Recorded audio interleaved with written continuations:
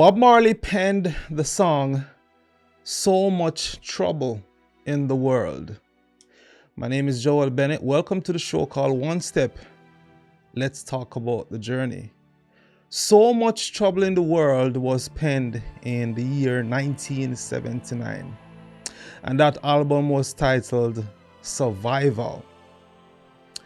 Released on October, I believe, the 2nd, 1979, it reflects Bob Marley's views on social injustice, political struggles, and the fight for equality. Now, let's look where we are after 45 years. The Global Peace Index, 2024 that is, reveals that the world is at a crossroads. Now, and these are quotes, without concerted effort, there is a risk of a surge in major conflicts. The citation states that there are currently 56 major conflicts currently happening globally. And this is the most since World War II. Not something that is talked about in the public media, right? Now, I am curious and somewhat terrified at the same time of what the coming year or years will look like for the first time. Now, to be straight with you, I envy people who, one, don't care much about current affairs.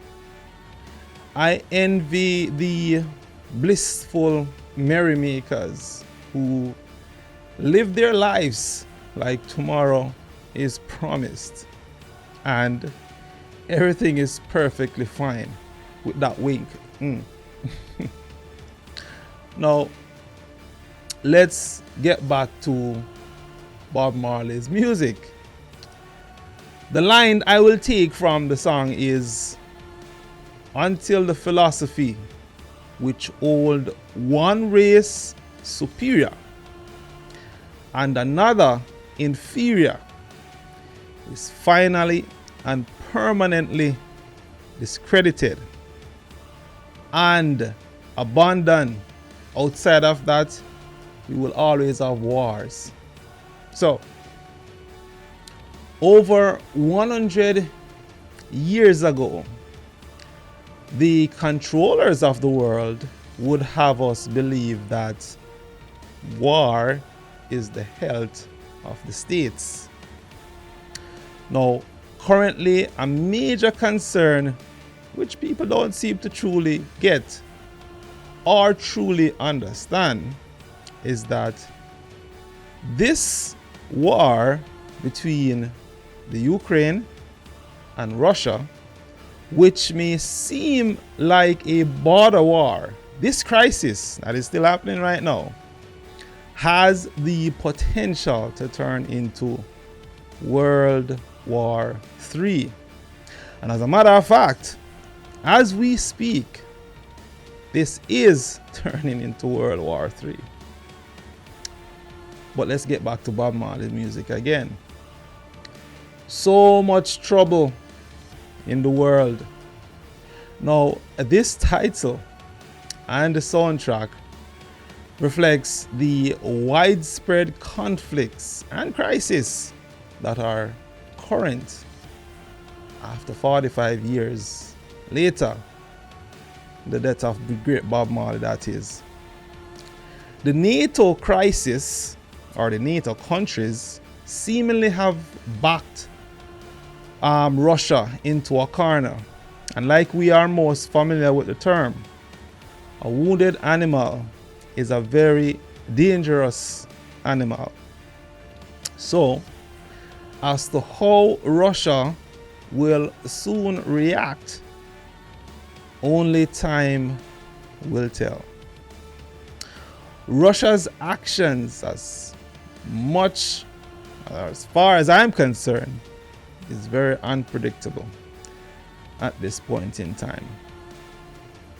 But let's get back to Bob Marley music again. So do you think you have a solution? That's the question in one of his tracks. Now,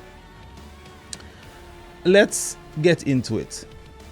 How can this potential world war be averted?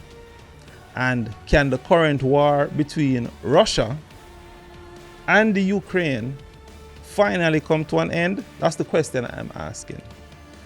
Now, my short answer to that is absolutely. And by ways of proper negotiation. But what does that look like? To be honest with you, my people, I have absolutely no idea. Only smarter people than me may be able to provide that detailed response. Well, let's get back to Bob Marley's song again. Let's take another line from his tune. You see men sailing on their ego trip, blast off on their spaceships, million miles from reality. They don't care for you, and they definitely don't care for me. Now, Russia is one of the largest countries in the world, covering so many different time zones. A desire for more territories baffles my mind. And we all know that the NATO countries will not sit back and allow any of that sort of thing to happen. To think about it. Now, in my opinion, the days are long gone when countries and warlords can just spontaneously decide to simply invade other countries and steal their material possessions and enslave the native people. To me, that thought process is absolute madness. To think that there are still warlords, because believe it or not, every country has some form of a warlord. The leadership. And I'll leave it right there. Who still think that way up to this present day? In today's high-tech world, those things aren't really valuable anymore. And it is especially crazy to think that with so many advanced weapons of warfare, that other countries would just bow to such ignorant oppressors. I guarantee you that that is highly unlikely. Nuclear weapons can destroy the world. Cyber weapons can destroy the world. Biological weapons definitely can destroy the world. Hint, hint, COVID. Now, let's get back to Bob Marley music. Now, let's take another line from one of Bob Marley tracks.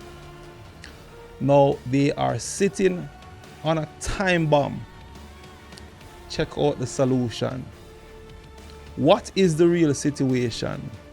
Nations are fight against nations. So let's get back into this. And let's say Russia wants to also take over European countries. Let's just say that's the long-term vision for that warlord. Now, why would Russia's ambition be so destructive?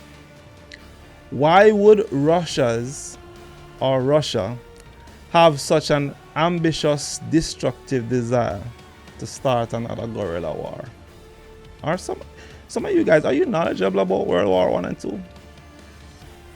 Here's the reality. Most of the wealth in the world is more technologically oriented anyway, easily transferable.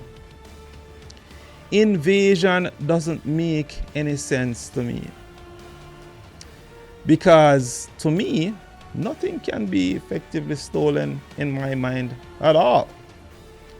Most of what countries own to me in this present day and age is more digital, easily transferable. Now, here goes another trend which is saying a lot. In the US, the House of Representatives passed a defense bill which automatically registered men ages 18 to 26 for draft, which means selective service into the military is mandatory for all male US boys aged 18 to 24.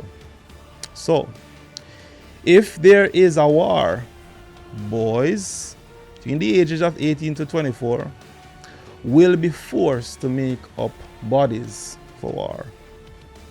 Why is this happening? Somebody knows something. Somebody is aware of something. Some would say that induction into the draft is worse than going to jail because, one, there is a high probability you will be killed or forced to kill someone else. In my opinion, any country that forces men, young men, against their will to kill someone, in my opinion that is not worth fighting for. If a country is in danger and people love their country, they will fight for it without being forced to fight that foreign enemy. That foreign enemy's main purpose is to destroy the inhabitants or put people into chains for forced servitude. Now, let's look at it this way. If you check our history, it is always when countries develop this insatiable lust for more power, the result is always war. Now, the coming US election in November 2024, that is, it's just right down the road. Do you think it matters who wins the election? Donald Trump or President Biden? If Biden is not swapped out by then, that is. The US is becoming unstable in so many different ways. Think about it. The powers there be do believe that wars have done a lot of good for the US and the US economy over the many years. And so, there are beliefs that maybe war is a good thing for some individuals' benefits. The belief is that, one, war distracts the people in the United States, and two, war unites people, which there might definitely be some truth to that. But do we really want war? If you want war, something is wrong with you, in my opinion. The disillusion is the belief that with a World War III, that war will be no different from the other two wars, where the US grows from strength to strength. Do people really believe there is truth to that? With all the technologically advanced weapon right now, do you really think anyone is going to be left around to reap any rewards? War doesn't do anybody any good. Check the history. Even the ones that people believe were necessary didn't do anybody any good. War creates nothing. It only destroys everything. My name is Joel Bennett. The show is called One Step. Let's talk about the journey. Thank you for bearing the time to listen to my dictation. You all have a good day and pray that there is not another world war. You all take care and bye.